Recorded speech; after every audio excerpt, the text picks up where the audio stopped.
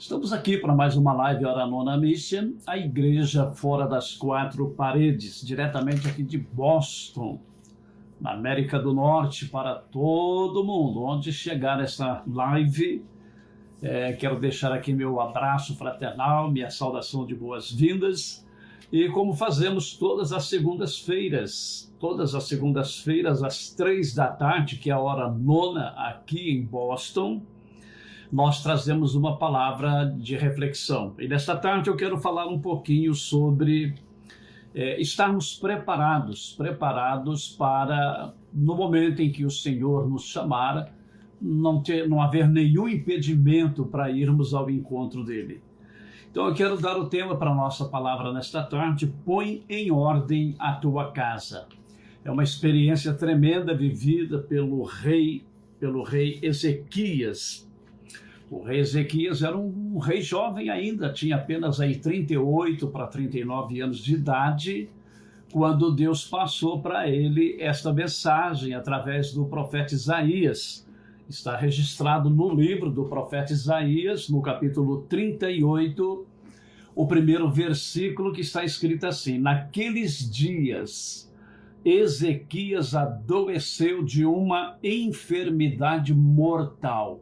Então vocês estão vendo, queridos, que há doenças, todas permitidas por Deus, mas algumas ele cura, outras não, outras é para a morte mesmo. Chegou o tempo da pessoa ir, independente da idade, não importa se é velho, se é jovem, se é criança, no dia que o Senhor determinou, as pessoas irão. É um mistério, que a gente não entende, que a gente não compreende, mas é assim que funciona depois da queda do homem. Era para o homem viver para sempre, mas o pecado trouxe como consequência a morte física, a morte espiritual, e Jesus veio para nos dar vida e vida com abundância. Então, o importante é isto.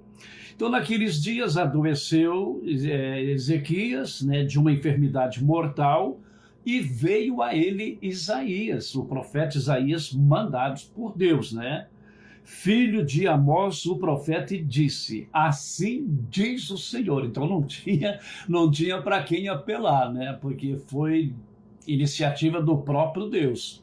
Chegou o tempo de Deus para a vida de Ezequias. Assim diz o Senhor: põe em ordem a tua casa, porque morrerás e não viverás. Terrível, Terrível a pessoa receber, porque é um mistério a morte, ninguém sabe, Nós sabemos, lógico, a pessoa, quando ele atinge aí a terceira idade, como é o meu caso e de tantos outros que estão aí comigo, a gente sabe que estamos mais perto da morte do que um garotão aí de seus 14, 15 anos de idade, ou alguém no fulgor da vida aos 40, 50 anos. A probabilidade, claro, ela é muito maior dos mais idosos.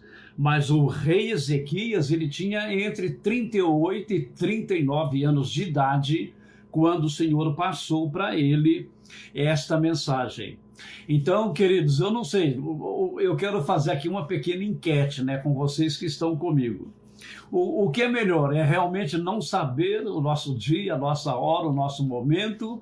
Ou será que tem alguém entre nós que gostaria, assim como Deus falou com Ezequias, falasse com você também? Olha, ajeita as coisas aí, porque você vai morrer. Então, queridos, a morte é terrível, porque é um inimigo, e é o último inimigo que será vencido. Vai dar muito trabalho, vai levar muita gente ainda. A pandemia matou muita gente, mas a Bíblia diz, que nos dias da tribulação, da grande tribulação que há de vir sobre a humanidade, vai sair a morte e o inferno matando gente, A morte matando e o inferno recolhendo. E a Bíblia diz que o inferno nunca diz basta, Ele sempre quer mais e mais e mais. Então, talvez a gente seja melhor assim mesmo, não saber. Porque muitas pessoas tiveram a experiência de passar pela morte dormindo, com saúde, tranquilo, tudo em ordem, nenhuma anomalia, nenhuma doença, nenhuma enfermidade, deitou, dormiu e não acordou mais. Passou do sono ali do noturno, o sono do repouso, para o sono eterno. Então, é assim mesmo a morte. E claro, Deus, na sua infinita sabedoria, sabe o que faz. Foi assim que ele fez. Mas, queridos, para nós, para os servos de Deus, há um consolo. De alguma forma, existe uma maneira de Deus falar conosco. E como é que Deus fala conosco? É pelo seu Espírito, é pelo Espírito dele que ele comunica com o nosso espírito, porque tem o Espírito de Deus e tem o Espírito do homem. Deus, quando ele nos quer revelar alguma coisa, ele fala ao nosso espírito. Eu quero mostrar como que Deus realmente ele comunica conosco pelo seu Espírito. Sim, achei a referência aqui. Está na carta que Paulo escreveu aos Romanos, no capítulo 8, o versículo de número 16. Então, Romanos 8:16, aqui está a resposta para isto. O mesmo Espírito, Espírito aqui com E maiúsculo, o mesmo Espírito testifica com o nosso Espírito, aí com E minúsculo. Então, Espírito com E maiúsculo é o Espírito Santo, é o Espírito de Deus. E Espírito com E minúsculo é o Espírito do homem. Então, diz aqui Paulo, né? O mesmo Espírito testifica com o nosso Espírito que somos filhos de Deus. Então, se ele nos revela que somos filhos de Deus, todas as demais áreas da nossa vida, quando Deus quiser revelar alguma coisa, comunicar alguma coisa conosco, ele vai falar através do nosso espírito. E onde está o nosso espírito? Está na mente, na cabeça. Então, vai vir para nós em forma de pensamento. Só que não é um pensamento qualquer, não é um pensamento comum. É um pensamento que você não tem dúvida, que você tem convicção de que é Deus quem está falando com você. Então Deus comunica. E eu quero mostrar aqui mais duas referências. Primeiro Paulo, né? Paulo, ele teve essa revelação de Deus, porque ele escreve dizendo: eu sei que o meu tempo está acabando, está vencido, eu cumpri com o meu ministério, eu cumpri com o meu dever, com a minha obrigação, e agora não me resta mais nada a não ser só o momento de partir, de estar com Cristo e receber a coroa da vida, que está reservada para mim, e não só para mim, mas para todos aqueles que cumprem com a vontade do Senhor. E na segunda carta de Pedro também, deixa eu ver aqui, segunda carta de Pedro, vamos ler no capítulo 1, o versículo de número 14. Então aqui Pedro também, então veja, Paulo sabia que ele ia partir, e agora nós vamos ver Pedro também dizendo nesta carta, na segunda carta, no capítulo 1 e o versículo 14, ele diz assim: sabendo que brevemente hei de deixar este meu tabernáculo, como também nosso Senhor Jesus Cristo já mo tem revelado. Então Deus, o Senhor, revelou a Paulo que ele estava acabando o tempo dele, acabando a tarefa dele, cumprindo com o ministério dele, e falou também com Pedro. Então veja que lá com Ezequias, o Senhor mandou o profeta Isaías pessoalmente ir lá e falar com ele. Olha, você está doente, certamente estava acamado, e o Senhor mandou você pôr tudo em ordem aí, ajeita tudo que você tem que ajeitar, porque você vai morrer. Você vai morrer. E saiu, deu o recado dele e saiu. Só que quando ele saiu, o rei virou-se, né, para o lado esquerdo da sua cama ali, para o lado da parede, e chorou amargamente. Ele era um homem temente a Deus, ele era rei, né, rei de Judá, então ele fazia realmente a obra de Deus, ele trabalhava para Deus, no reino de Deus, né, trabalhando pelo povo do Senhor. Então ele começou a cobrar Deus, mas Senhor, porque ele era jovem, queridos irmãos, ele tinha entre 38 e 39 anos de idade, muito jovem, não tinha nenhum filho ele tinha. Então ele falou com Deus: mas por que o Senhor vai me tirar a vida dessa forma, agora que eu estou no auge do meu reino, né? No auge da vida, no vigor da vida? eu tenho te servido fielmente, qual é o motivo, qual a razão de eu ter que morrer agora? Então Isaías ainda estava no pátio e Deus fala para ele, volta lá e fala para ele que eu ouvia o reclame dele, as reclamações dele, e que eu vou dar mais 15 anos de vida para ele. Então alguém fala, poxa vida, mais 15 anos, se ele tinha, vamos supor que tinha 39, né? Tem quem diz 38, outro diz 39, vamos ficar com 39, que é muito novo, é muito jovem ainda. Então se ele tinha 39 anos, Deus deu mais 15, então ele morreria novo ainda, ia morrer com 54 anos de idade, muito novo, e não tinha nenhum filho. E nestes 15 anos, ele teve um filho e deu o nome do seu filho Manassés. Foi um dos piores, ele e Acabe foram os piores reis de Israel. Camarada, olha, foi perverso mesmo. Tudo que o pai dele fez de bom, ele desmanchou e fez de ruim. Então, às vezes, a gente não entende, ninguém quer morrer. Por que ninguém quer morrer? Porque a vida eterna ainda é um mistério para nós, principalmente naqueles dias. Cristo ainda não havia, vindo como Deus, ser feito homem, para estabelecer o reino de Deus aqui e nos garantir a vida eterna. Então, se é uma incógnita para nós, para eles era muito mais ainda, infinitamente mais. Mas se ele tivesse ficado na proposta de Deus, ele tinha se dado bem, né? Um outro rei, ainda que, é impressionante, queridos, quando você começa a estudar a palavra de Deus, aí o Espírito Santo vai nos fazendo entender uma série de coisas.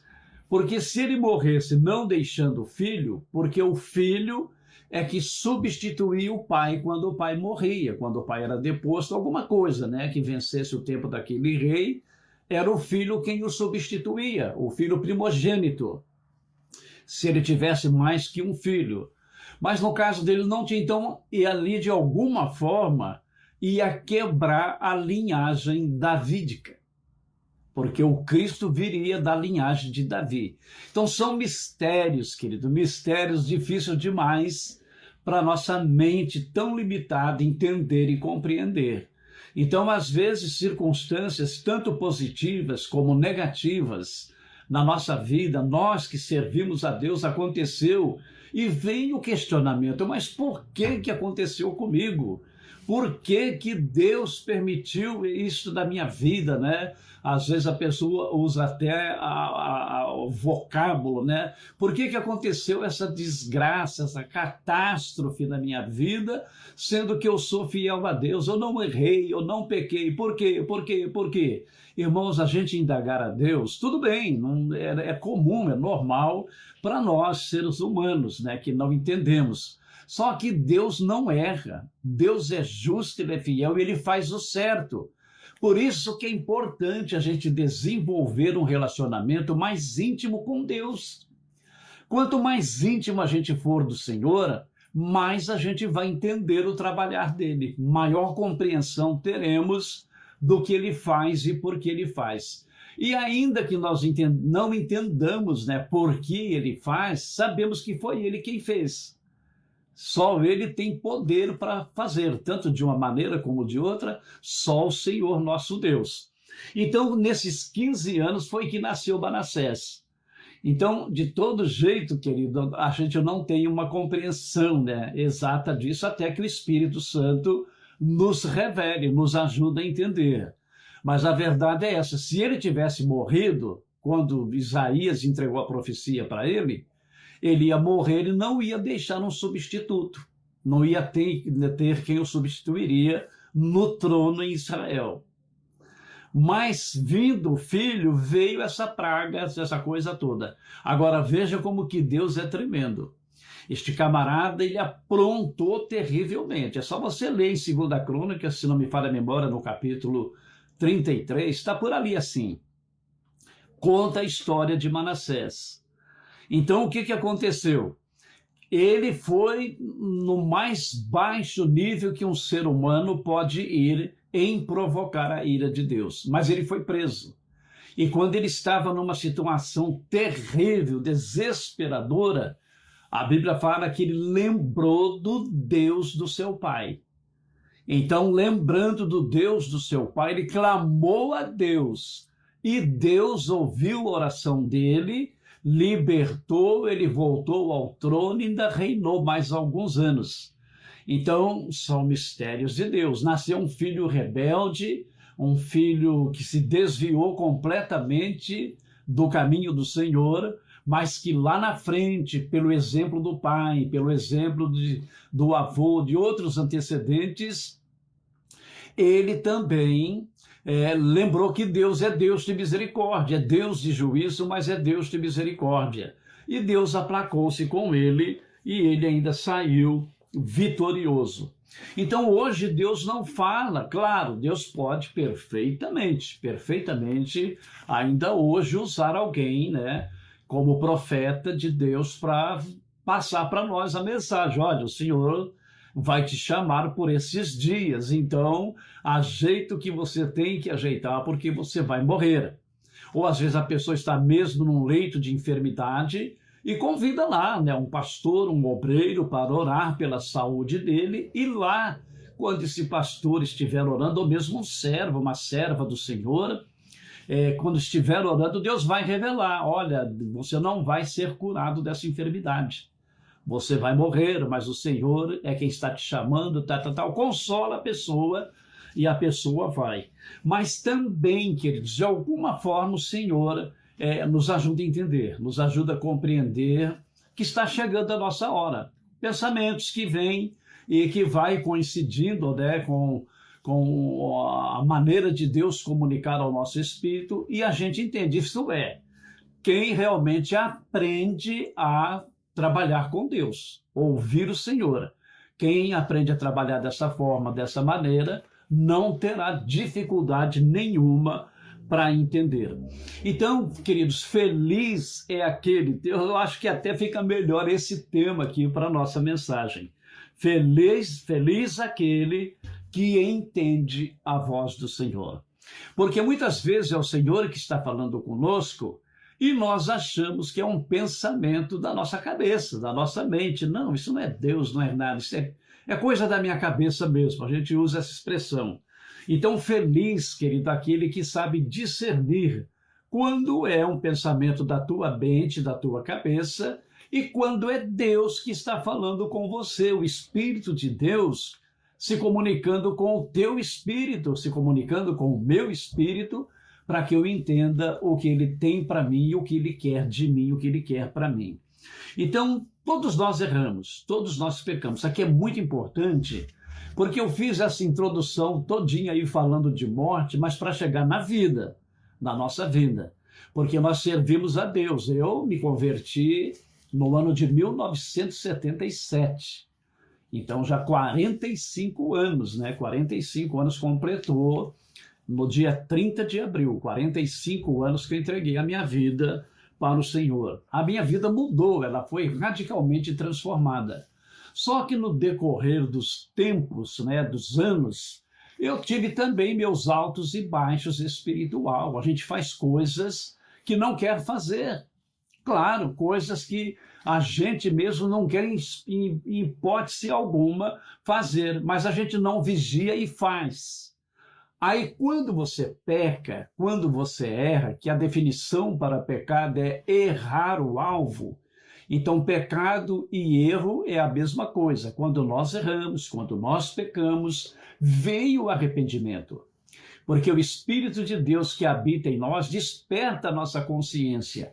Só que aí vem a vergonha de confessar o pecado, vem o orgulho de admitir que pecou, que errou, e aí o inimigo fica soprando, né, no ouvido da gente: não, agora você se ralou, né? Agora você perdeu tudo que você tinha. Não, para você não ter mais jeito, você não poderia ter feito isso. E você conhece a palavra, porque o inimigo conhece a palavra, ele começa a citar, nos fazer lembrar de passagens bíblicas, justamente para a gente ficar perturbado e não entender que Deus é misericórdia, que Ele é misericordioso, e temos o exemplo de Davi, temos o exemplo de tantos homens na Bíblia, né? O próprio Manassés e tantos outros, né? Pedro, que errou, pecou também, negando ao Senhor, mas depois chorou amargamente, arrependido, e se tornou no grande apóstolo Pedro, né? Que foi um canal de Deus para abençoar multidões, multidões. Só numa pregação dele, 3.000 almas se converteram, numa outra, 5.000 almas, e o ministério dele foi um ministério de cura, de muitos milagres, de muitas bênçãos. Então é nisto que eu quero falar. Todos nós erramos, todos nós pecamos, mas o Senhor sempre nos faz entender, né? Entender que o melhor caminho é o caminho da humilhação. E olha, irmãos, não é fácil. Não é fácil para mim, não é fácil para você, não é fácil para ninguém se humilhar, reconhecer que errou, reconhecer que pecou, só que é necessário, queridos. E o Senhor nos faz entender. Se a gente entender logo, é melhor. Quanto antes a gente entender, menos a gente vai sofrer. Porque nenhum pecado, a Bíblia diz que Deus não tem ao culpado por inocente. Ele diz, a alma que pecar, esta morrerá. Só que, lamentavelmente, né, quando nós pecamos, muita gente paga o preço junto conosco. Eu, por exemplo, sou pastor, sou casado, tenho esposa, né, tive 3 filhos, hoje eu tenho 2, já tenho 2 netos. Então, dependendo do meu pecado, as consequências virão também para minha família, virão para a igreja. É um escândalo, é uma vergonha quando um pastor peca, erra, principalmente, né, um pecado de roubo, um pecado de adultério e tantos outros pecados, traz escândalo para a obra de Deus. Mas o caminho sempre é esse, errar. Eu acho lindo, né, muito bonito, o gesto, a atitude do pastor Jimmy Swaggart, que foi um dos maiores evangelistas, né?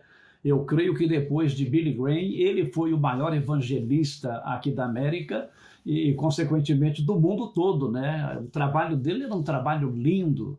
Eu me lembro, logo que eu me converti, havia os cultos dele aos sábados pela televisão. Eu morava em Maringá, então ali na Avenida Brasil tinha uma loja, Soesma, né? Eu não sei se tem ainda ou não, mas no meu tempo tinha.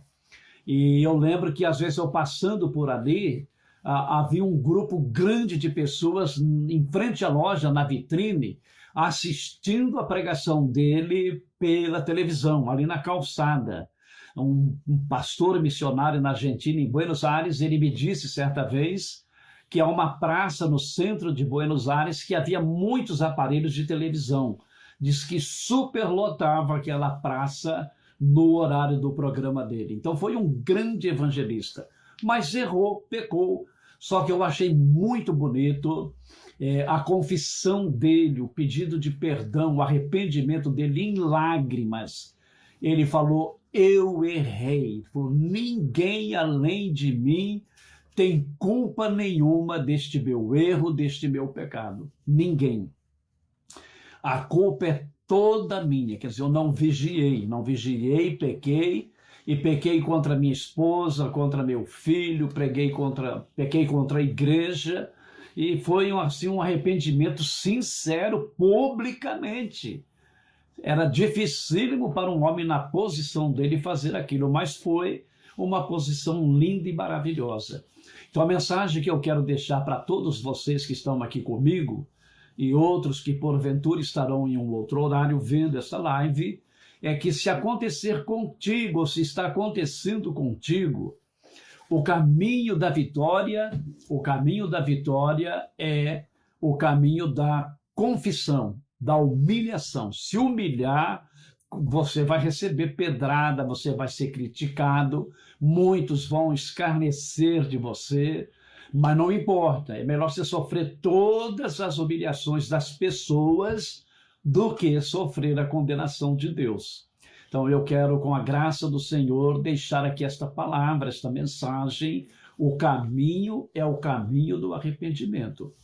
Então, queridos, nós vamos ver, eu quero ler algumas referências para você entender que este realmente é o caminho. Então, homens que passaram por lutas, por provas, porque, veja bem, se a gente reconhecer logo que errou, que pecou contra Deus e se humilhar, a gente vai, lógico, pecado sempre tem uma consequência, não tem como. Por isso que a pessoa tem que vigiar para não cair em tentação, porque depois vem o perdão, não há dúvida. O perdão vem, Deus perdoa, restaura, recupera e leva para estar com ele na eternidade. Agora, as consequências do pecado e do erro, essas são inevitáveis. Então, você vai ter que encarar, muitas vezes, gozação de pessoas.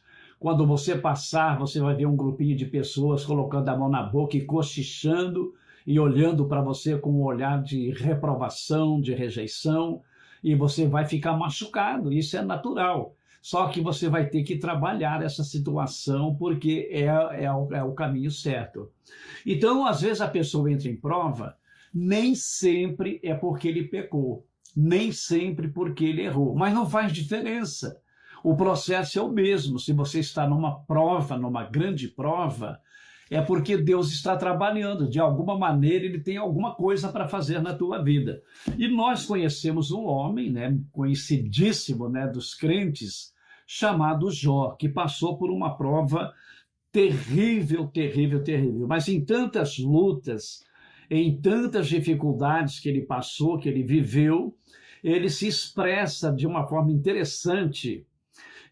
Deixa eu ver aqui, onde que eu notei? Aqui no capítulo 5, Jó, no capítulo 5, o versículo de número 17. Olha que palavra tremenda de alguém que tinha experiência, que viveu na pé numa prova terrível, que eu acho que bem poucos seres humanos passou por uma prova semelhante a dele. Mas olha o que ele fala no ardor da sua prova, né? Jó, capítulo 5, e o versículo 17 diz assim: naquela dor toda dele, olha o que ele fala. Eis que bem-aventurado, você sabe que essa palavra bem-aventurado tem o sentido de mais do que feliz. É mais do que feliz. Então é como se ele estivesse dizendo, olha, é muito mais do que ser feliz o homem a quem Deus castiga. Você está doido, Jó?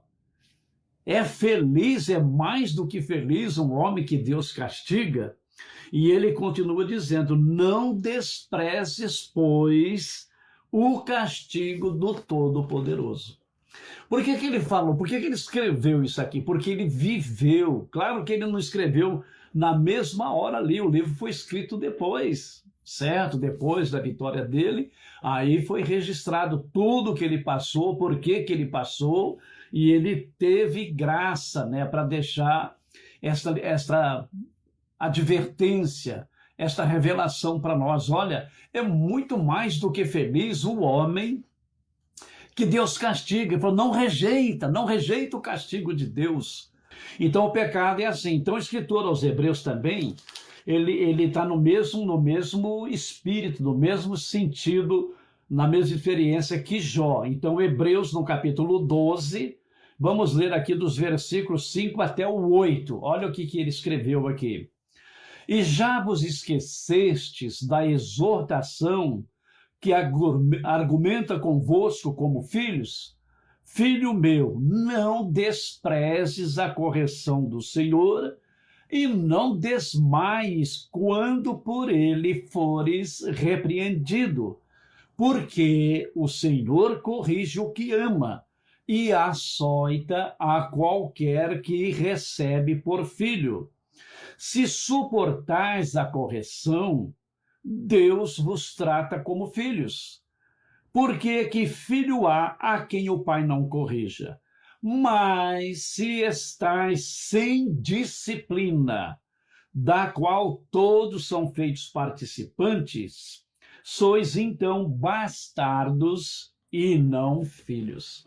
Então vocês estão vendo, a correção de Deus não é para castigo, é correção, é para corrigir, é para restaurar, é para recuperar, é para salvar. Então, melhor é não pecar. Agora, se pecar, também é melhor passar pela disciplina de Deus, né, pela vara de Deus, do que passar pelas agruras do inferno na eternidade. Então não é brincadeira, não. É humilhante, dá vergonha, dá vergonha. Aí vem o orgulho, vem o nosso ego, né, todo infladão. Ah, mas você vai falar que você fez isso para o resto da vida, você vai carregar isso. As pessoas nunca mais vão confiar em você. Irmão, é aí que entra a sabedoria de Deus na vida do homem, na vida da mulher.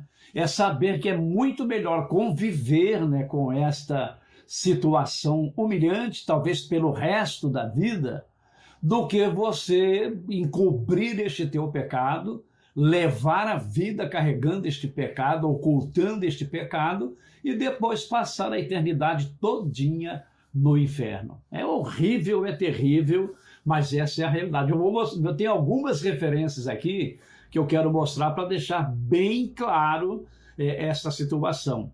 Então, a nossa atitude, queridos, depois de pecarmos, depois de errarmos, é a nossa atitude que vai definir as consequências para a nossa vida. Para mim, um dos maiores exemplos disto é o filho pródigo. Filho pródigo, jovem, rico, né, mas já com a tendência para o mundo, para ser um mundano, ele pede a herança dele em vida para o pai. Pai, eu quero a minha herança já. Parece até que estava gorando a vida do pai, né? Gorando a morte do pai. E o pai, compreensivo, deu tudo, repartiu, calculou ali, deu a grana para ele, ele cascou fora no mundo. Só que no mundo, a amizade do mundo é isso. Enquanto a pessoa tem dinheiro, todo mundo é amigo, todo mundo ri junto, até que você paga o almoço dele, a janta, as farras e bagunças, são amigos. Mas acabou o dinheiro, acabaram os amigos também. E ele chegou num estado calamitoso, né, de tratar de porcos, como judeu que ele era, tratar de porcos e ainda ter tanta fome que a vontade dele era comer a comida que o porco comia. E um dia, numa situação dessa, ele caiu em si. Ele falou, mas vem cá, o que eu estou fazendo aqui? Por que viver uma vida miserável desta? Se eu tenho um pai rico, os empregados do meu pai são marajás perto de mim.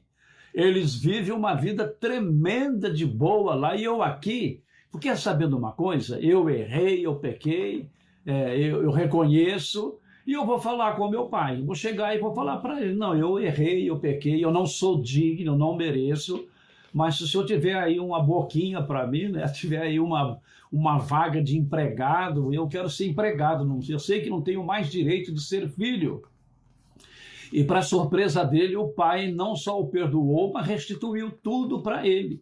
Então Jesus contou esta parábola justamente para deixar claro para nós qual é a atitude que você vai tomar diante dessa situação. Vai esconder o teu pecado e carregá-lo para sempre? Quem faz isso acaba ficando doente, né? Doença emocional, acaba muitas vezes contraindo um câncer, outras doenças, outras enfermidades terríveis, por causa da culpa que ele não põe para fora e nem assume também. Então, é uma coisa muito triste, muito terrível a situação do pecado. A Bíblia é clara, o Senhor falou, o ladrão, referindo-se a Satanás, ele veio só para isso mesmo, roubar, matar e destruir. Este é o papel dele. Então, queridos, nós temos que vigiar para nunca acontecer. Mas se acontecer, a melhor coisa que a gente faz é se humilhar mesmo, primeiramente diante de Deus, diante da igreja, diante da família, diante de quem você ofendeu. É o melhor caminho, é a melhor decisão. Então, chega um momento na nossa vida, queridos, que a gente vai ter que mudar. Se a gente não mudar, a vida vai trancada, vai travada enquanto você viver. Você vai chegar o dia de morrer e não foi liberto dessa situação, porque nunca teve coragem, nunca teve a hombridade, a humildade de reconhecer, não, eu errei e acabou. E outras vezes você não errou. Olha aqui como que o Espírito Santo vai nos orientando. Às vezes você está nessa situação e não errou. É o caso de Jó.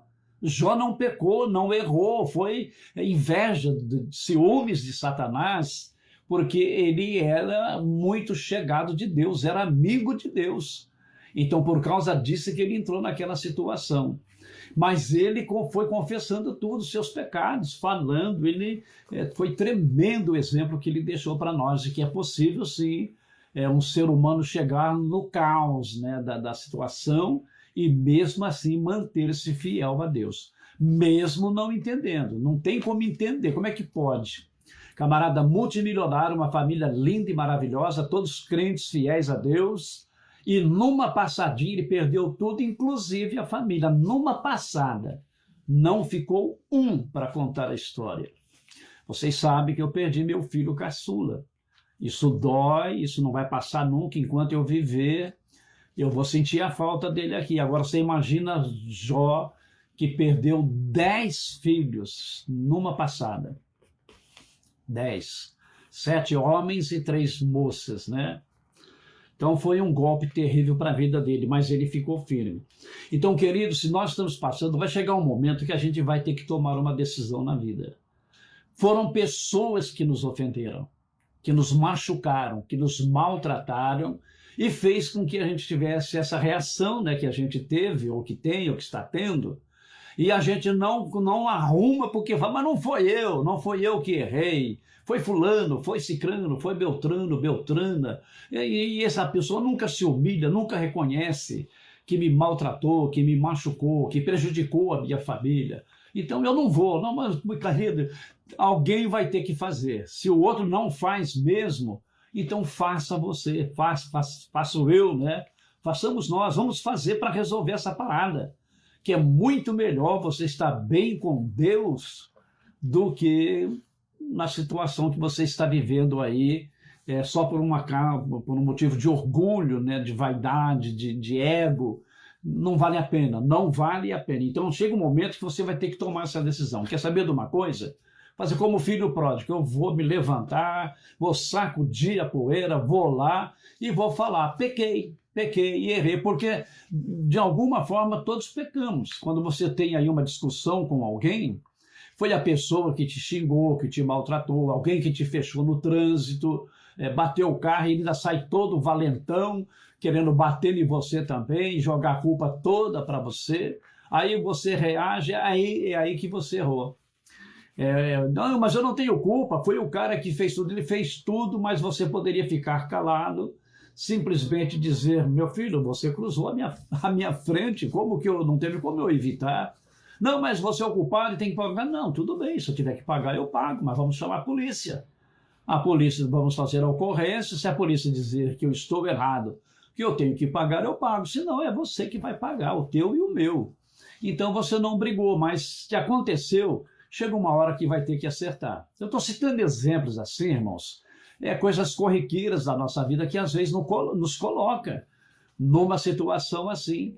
Às vezes é o teu pastor lá do púlpito falou alguma coisa que te machucou e às vezes ele nem teve a intenção de te machucar, mas você entendeu como uma indireta para você. Aí você já fica com raiva dele e dali a pouco você começa a ficar com raiva de mais um e de mais outro, sai da igreja, fica um tempo fora da igreja, não volta porque você não fala para o pastor que foi por isso que você saiu, você não deixa ele ter a oportunidade de explicar ou mesmo de pedir perdão, se humilhar para você e consertar a situação e você seguir em frente e você fica em casa. Depois de um tempo você não volta para a igreja e acaba indo para o mundo. E lá no mundo você sabe como que é, né? Chega uma pessoa, você imagina uma pessoa, por exemplo, vamos pegar um exemplo aqui, um caipira, uma pessoa que viveu a vida inteira na roça, lá no mais interior do lugar onde ele mora. Totalmente caipira, viveu a vida inteira na roça. Aí um dia, por algum motivo, ele vem para a cidade. Quando ele chega na cidade, aquele mundaréu de carro, buzinas e luzes e prédios, ele fica totalmente perdido e logo os malandros vê que é um cara sem nenhuma malícia da cidade ali e vão roubá-lo, vão fazer alguma coisa para prejudicá-lo. Assim é o crente quando sai da igreja e vai para o mundo. Logo todo mundo percebe que é, como diz aí o ditado, e agora entrou em voga, né? Um mané, né? Um mané é um tontão, é um camarada que é meio bocó, que é meio sonso. Então, assim é a situação do crente que sai da igreja e vai para o mundo. Ele vira uma peteca na mão de Satanás e do povo que serve a Satanás no mundo. Então é horrível, terrível, não vale a pena. Então o filho tomou aquela decisão e a gente vai ter que tomar também essa decisão. Às vezes é muito difícil, como eu já disse, tenho repetido bem para ficar enfático mesmo, o orgulho é que vai nos dificultar para a gente aceitar e tomar essa decisão. Agora, é muito melhor, olha um pensamento que Deus me deu quando eu preparava esse esboço, é muito melhor sofrer as dores da vitória, porque se você se humilhar, vai te machucar, vai machucar o teu ego, vai ferir o teu ego, mas você vai ter vitória, você vai conquistar a vitória. Então vai doer muito mesmo, principalmente no campo emocional, né? Que a gente é muito melindroso, não gosta de ser ofendido, não gosta de ter que se humilhar, mas é muito melhor sofrer a dor da vitória do que a vergonha da derrota. Você imagina uma pessoa que serviu a Deus muitos anos, foi para o mundo, mergulhou no pecado, vai viver a eternidade dele no inferno. Essa será a situação dele, a eternidade dele no inferno. E aquele povo todo que sabia que ele era crente aqui, que ele pregou o evangelho muitas vezes, e muitas vezes até exortou a pessoa, vão falar, o que você está fazendo aqui, crente? Então, queridos, é muito terrível. E o apóstolo Pedro, ele deixa aqui uma recomendação que eu achei muito interessante, e eu vou terminar lendo essa referência para nossa edificação, para nós levarmos realmente a sério esta situação, queridos. É muito sério mesmo. Na segunda carta do apóstolo Pedro, segunda carta no capítulo 2, eu quero ler aqui dos versículos 20 ao 22. Bem fácil de guardar, né? Segundo Pedro 2, do capítulo 20 ao 22, dos versículos 20 ao 22, que diz assim, olha, presta atenção, queridos, muita atenção.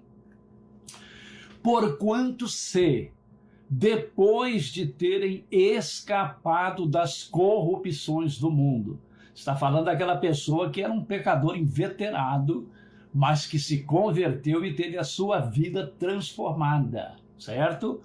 Porquanto se depois de ter escapado das corrupções do mundo, pelo conhecimento do Senhor e Salvador Jesus Cristo, forem outra vez envolvidos nelas e vencidos, tornou-se-lhes o último estado pior do que o primeiro.